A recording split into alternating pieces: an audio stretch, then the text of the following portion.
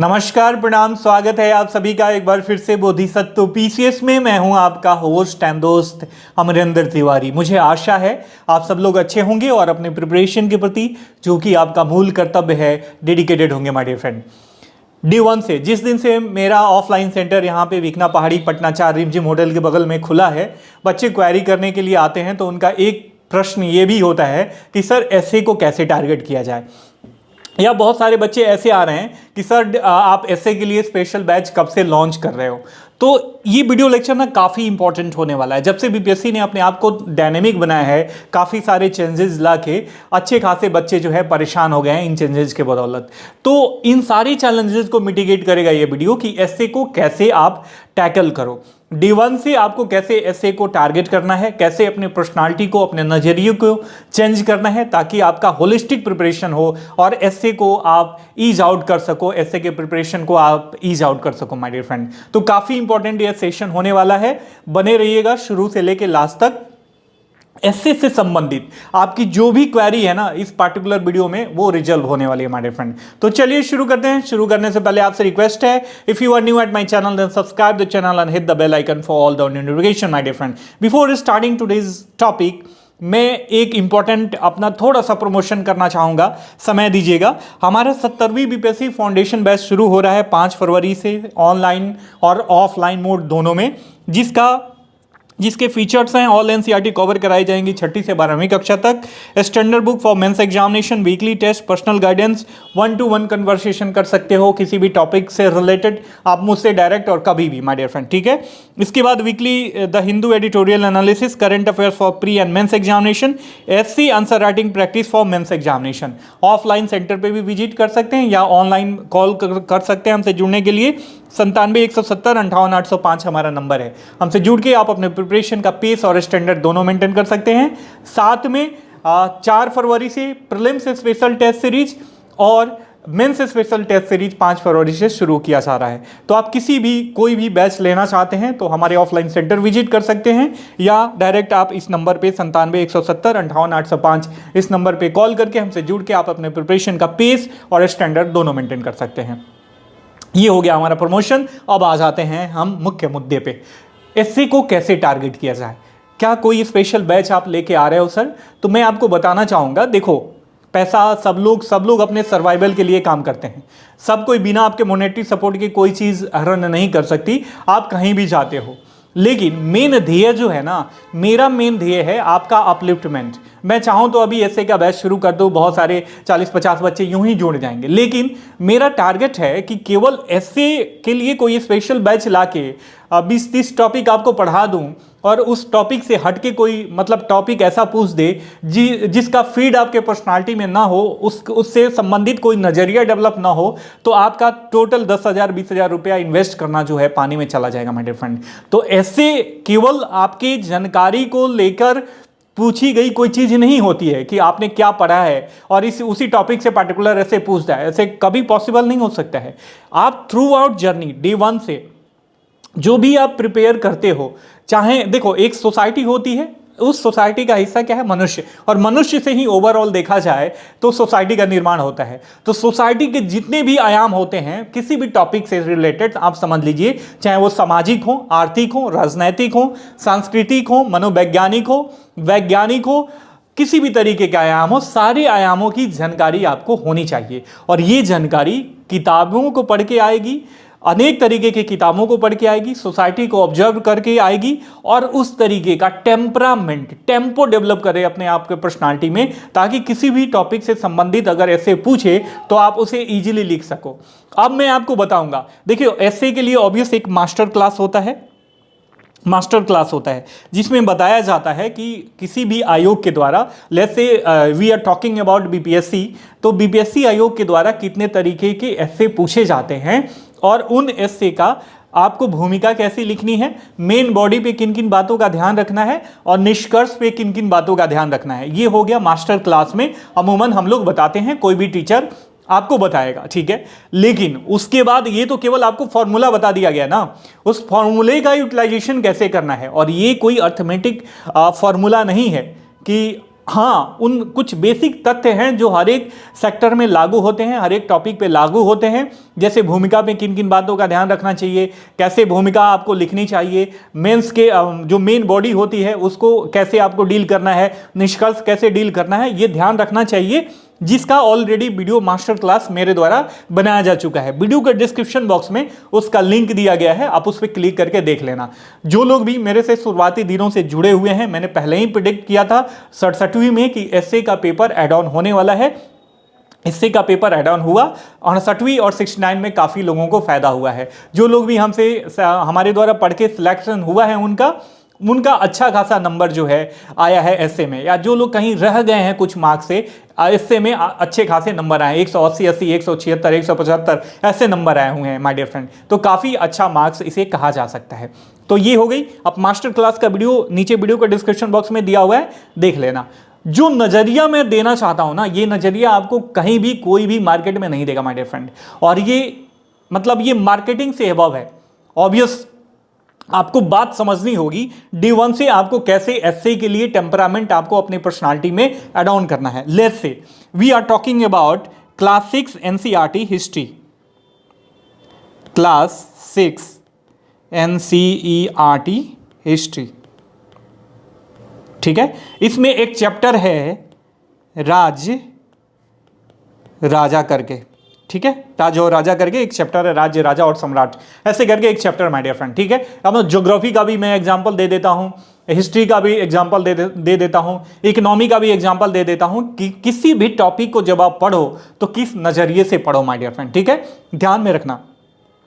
जैसे राज्य की बात करते हैं, अपन जब आदि मानव थे, हमारे जो भी पूर्वज थे, जब आदि मानव आदिम काल में होंगे तो बस सर्वाइवल के लिए जी रहे होंगे। उनको कैसे भी अपने आप को फीड करना है और बाय नेचर रिप्रोडक्शन करना है, और इसी तरीके से वो गिरते पड़ते मरते बढ़ते आगे अब तक हम आए हैं, अब तक आधुनिक सोसाइटी में। तो पहले हम आदि मानव थे, आदि मानव से हमने संग्रहण करना सीखा और संग्रहण करके इकट्ठा होना सीखा। चलो परिवार बना लेते हैं, परिवार से ग्राम बना लेते हैं, ग्राम से राज्य बना लेते हैं, और राज्य से साम्राज्य बना लेते हैं, और साम्राज्य से अभी तक डेवलप करते करते कई सारे फ्रेजेस में प्राचीन काल, मध्यकाल और आधुनिक काल के डेमोक्रेटिक सोसाइटी में हम सर्वाइव कर रहे हैं माय डियर फ्रेंड, ठीक है। बात ध्यान से सुनना, गौर से सुनना, काफी फिलोसफिकल है और काफी साइंटिफिक भी है माय डियर फ्रेंड। यदि इस टेम्परामेंट को आपने समझ लिया और अपने प्रिपरेशन में अडॉप्ट कर लिया डे वन से, तो आपका सिलेक्शन होना ही होना है माय डियर फ्रेंड। कोई नहीं, दुनिया की कोई ताकत नहीं रोक सकती। भगवान खुद आपके लिए रास्ता क्लियर कर देंगे माय डियर फ्रेंड कि हाँ आओ, एक सीट लेके जाओ भैया, ठीक है। तो ये क्या है, आपने ये देख लिया। इस पार्टिकुलर चैप्टर में हम 6ठी कक्षा की बात कर रहे हैं। पार्टिकुलर चैप्टर में आपके बगल में वज्जी संघ वैशाली के बारे में एग्जाम्पल दिया गया है, उसमें केस स्टडी दिया गया है।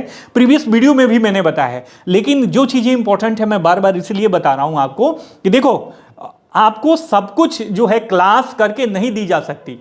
क्लास वो टेम्पो जब तक मैं आपको डेवलप ना करा पाऊं तो एज ए टीचर मेरा कर्तव्य पूर्ण नहीं होता है। तो आपके टेम्परामेंट को उस लेवल तक ले जाना जिस लेवल तक आपका अपोनेंट है, जो कि बीपीएससी है। बीपीएससी ने अपने आप को काफी ज्यादा स्केल अप किया है, तो आपने आपको खुद को, क्योंकि आपका अपोनेंट स्ट्रांग है, तो उस लेवल का स्ट्रांगनेस आप में भी चाहिए ना भैया।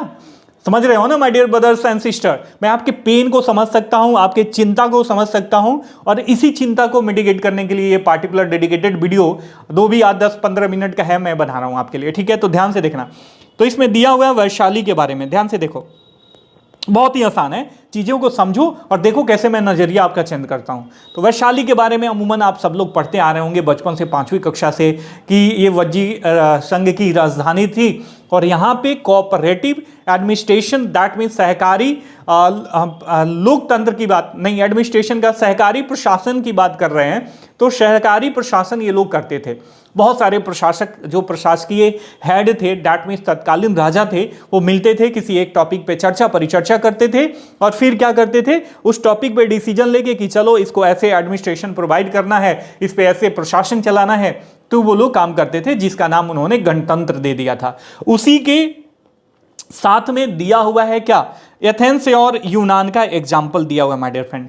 उसमें भी जो तत्कालीन सोसाइटी थी, एक डेमोक्रेटिक तंत्र को उन्होंने डेवलप किया था, और उस डेमोक्रेटिक तंत्र का पार्टिकुलर इस चैप्टर में फीचर दिया गया है। 40 टाइम मीटिंग अनिवार्य थी इन 1 ईयर। औरतों को पार्टिसिपेशन करने का अधिकार नहीं था, और औरतों को जो है वोटिंग की राइट्स भी नहीं दी गई थी, नागरिकता भी प्रदान वगैरह नहीं करी गई थी माय डियर फ्रेंड। ठीक है, तो ये एक हो गया नजरिया आपने देखा, एक तरफ देखा वजी संघ का एग्जाम्पल, एक तरफ देखा एथेंस और यूनान का एग्जाम्पल कि कैसे गणतंत्र का बीजारोपण हुआ इन सारे सोसाइटीज में माय डियर फ्रेंड। ठीक है, अगर जनरल नजरिए से आप पढ़ रहे हो तो ये आपके लिए केवल एक तथ्यात्मक जानकारी हुई। ठीक है, हुई कि नहीं हुई? लेकिन अब बताओ, मैं आपसे एक टॉपिक पूछ दूं या 17वीं बीपीएससी मेंस में या 71वीं बीपीएससी मेंस में ऐसे में आपसे टॉपिक पूछ दिया जाए कि वर्तमान वैश्विक, या आईएएस मेंस में आपसे टॉपिक पूछ दिया जाए वर्तमान वैश्विक व्यवस्था में लोकतंत्र दशा और दिशा, तो इसकी शुरुआत इन सारे फीडर से कर सकते हो कि नहीं कर सकते हो, जो क्लास 6ठी से आप प्राप्त कर रहे हो माय डियर फ्रेंड। 6ठी कक्षा की ये हिस्ट्री है, और मान लीजिए आप पास आउट होके आ रहे हो, बीए पास करके आ रहे हो, बीएससी करके आ रहे हो, मतलब ग्रेजुएशन करके आ रहे हो आप। ठीक है, और मैं आऊं और लोकतंत्र के बारे में मैं धड़ाधड़ बोलना शुरू कर दूं ऋग्वैदिक एज से, और फिर यहाँ पे जो मतलब जैसे जैसे सोसाइटी डेवलप होती गई, वैशाली का वज्जी संघ का एग्जाम्पल दे दिया, एथेंस और यूनान का एग्जाम्पल दे दिया, तो आपको लगेगा अरे भैया इस बंदे को कितनी जानकारी है। लेकिन ये फीडिंग कहां से मिल रही है आपको? 6ठी कक्षा से मिल रही है। तो एनालिटिकल नजरिया ऐसे डेवलप किया जाता है। आप ऐसे वन थ्रो में पैसिव लर्निंग के तहत कि चलो हाँ वज्जी संघ सबसे पुराना लोकतंत्र माना जाता है, एथेंस यूनान में भी डेमोक्रेटिक सोसाइटी थी, लेकिन वर्तमान वैश्विक व्यवस्था में लोकतंत्र दशा और दिशा ऐसे टॉपिक पूछा जाए तो इसका एज अ फीडर आप यूज कर सकते हो कि नहीं कर सकते हो? भूमिका में आपको लिखनी पड़ेगी ये बात, या मेन बॉडी में शुरुआती लाइन में ही डालनी पड़ेगी ये बात। तो ऐसे आपको टेम्परामेंट अपना डेवलप करना है। अब एक और एग्जाम्पल मैं दे देता हूं। मान लो 7वीं कक्षा की पुस्तक है जिसमें ज्योग्राफी की बात करी जा रही है, उसमें एक चैप्टर है अधिवास के बारे में बात करी गई है। तो अधिवास, नॉर्मल ह्यूमन अधिवास कहाँ पे होगा? जहाँ पे जलवायु अनुकूलता हो, जलवायु आपके अनुकूल होगी, वहीं पे आप बसने की कोशिश करोगे ना।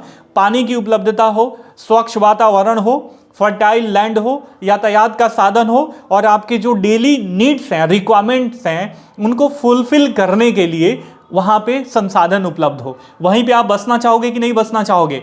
तो ये अधिवास का कॉन्सेप्ट मान लीजिए पूछा जाए कि बिहार में जो अभी जो न्यू एज के टाउन डेवलप करने की कोशिश करी जा रही है, जिसको हम आम बोलचाल की भाषा में या टेक्निकल टर्म में हम क्या बोलते हैं, स्मार्ट शहर बोलते हैं। तो उन स्मार्ट शहर में मान लीजिए कोई आदिवासी योजना आपको दे दी जाए, सरकारी आदिवासी योजना आपको डेवलप करनी है, तो उसमें इन सारी चीज़ों का फीड कर सकते हो कि नहीं कर सकते हो? आपके डिसीजन मेकिंग में भी सहायता करेगी, या while developing the smart city in Bihar किन किन बातों का ध्यान रखना चाहिए, इस पार्टिकुलर 7वीं कक्षा के अधिवास वाले चैप्टर से जो आप फीड ग्रहण कर रहे हो उसको डाल सकते हो कि नहीं डाल सकते हो?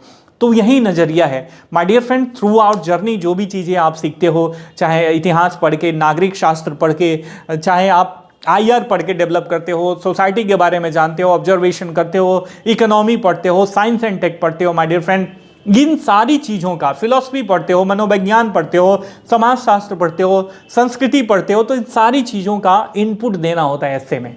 तो ऐसे के लिए ऑब्वियस 1-2 मास्टर क्लास हो सकते हैं, बट उसके बाद आपको सारी चीज़ें ऑब्वियस राइटिंग प्रैक्टिस तो करनी होगी। जो भी आपका नॉलेज है दिए गए विषय वस्तु से संबंधित, उसको बढ़िया दिए गए समय में बढ़िया शब्दों में आप उल्लेखित कर पा रहे हो कि नहीं कर पा रहे हो, इसके लिए राइटिंग अनिवार्य है। बट उससे पहले आपको नॉलेज गेन करना और अपना ऑब्जर्वेशन पावर में डिफरेंट आयाम को जोड़ना, अपने होराइजन ऑफ अंडरस्टैंडिंग को बढ़ाना, ये काफ़ी अनिवार्य है माय डियर फ्रेंड। यदि आप मेरे बातों को समझ गए होंगे ना, तो ऐसे क्या हर एक टॉपिक आपके लिए बहुत ही ज़्यादा आसान हो जाएगा। और एनसीईआरटी इन्हीं नज़रियों से पढ़िए, आपका प्री, मेंस, एसए, इंटरव्यू सब कुछ क्लियर हो जाएगा। इसके साथ साथ इसी फिलॉसफी पे हमारा 17वीं बीपीएससी का फाउंडेशन बैच जो है चालू हो रहा है माय डियर फ्रेंड। हमारा यही प्रयास है कि आप में ऐसा टेम्पो डेवलप कर देना। मान लीजिए कि मैं 1000 बच्चों को पढ़ा रहा हूं और 17वीं बीपीएससी में 200 सीटें आई 17वीं बीपीएससी के लिए, सपोज दैट, और इन 200 सीटों के लिए जो 1000 बच्चों ने फॉर्म डाला है टोटल, वो सारे बच्चों को मैं ही पढ़ा रहा हूँ। तो लेकिन इन सारे बच्चों, सारे एक से एक टैलेंटेड हैं, सब ब्रिलियंट हैं, मेधावी हैं, लेकिन होना कितने का है? 200 का ही होना है माय डियर फ्रेंड। सब पॉइंट से, 1 नंबर से, 2 नंबर से कुछ लोग पीछे रह जाएंगे, 800 लोग, और 200 लोगों का ही सिलेक्शन होगा। तो हमारा प्रयास ये है कि हम सबको ऐसे तैयार करें कि जो ये 800 लोग अगर बच भी जाते हैं ना, तो आने वाले अटेम्प्ट्स में या तो क्लियर कर लें, या उनके पास यदि प्लान बी है, यदि वो दरोगा बनना चाहते हैं, कोई अदर स्टेट पीसीएस को टारगेट करना चाहते हैं, या किसी खास पार्टिकुलर वनडे एग्जाम को टारगेट करना चाहते हैं, तो अपनी अंडरस्टैंडिंग के बदौलत जो हमारे द्वारा डेवलप करी जा रही है डेली के क्लासेज में, पर्सनालिटी डेवलपमेंट करी जा रही है, उसके बदौलत वो इजीली क्रैक करके अपना जो भी एम है उसको संधान करें और लाइफ में आगे बढ़े। My dear friend, I hope कि जो चीज़ें भी मैं कॉन्वे करने की कोशिश किया वो आप तक बड़ी आसानी से पहुंच गया। आपने अंत तक धैर्य बनाए रखा, मुझे सुना, तो ऑब्वियस मुझे विश्वास है कि आपके ये प्रिपरेशन में वैल्यू एडिशन करेगा। आपका बहुत बहुत आभार। मिलते हैं अगले वीडियो लेक्चर में, तब तक के लिए साइनिंग ऑफ, टेक केयर, जय हिंद, जय भारत, नमस्कार।